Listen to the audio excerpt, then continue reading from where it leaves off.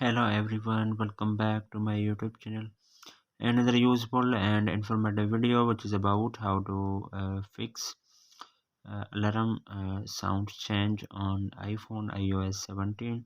So how to change alarm sound on iPhone. So first of all, I will request to my all friends, please subscribe and share my YouTube channel. Press the bell icon for more latest video. So do not waste any time. First of all, fix this issue. So how to fix alarm sound change? So you have open the alarm app. So then you have click on plus icon on your iPhone. So then you have click here, and then you have seen you have alarm set from here. So then you have any time on your screen. So then you have repeat, or you have select the days from here. Then you have label alarm.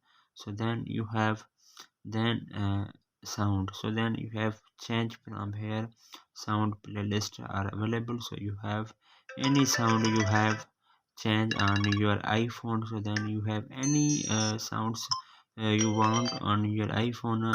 Only you have one select from here, and then you have go back is select on your alarm sound. So hopefully guys, after watching this video, you will all know. If you have any problem, so please let me know in the comments box. Thanks for watching. See you in the next video. Do not forget subscribe and share my YouTube channel. Allah Hafiz.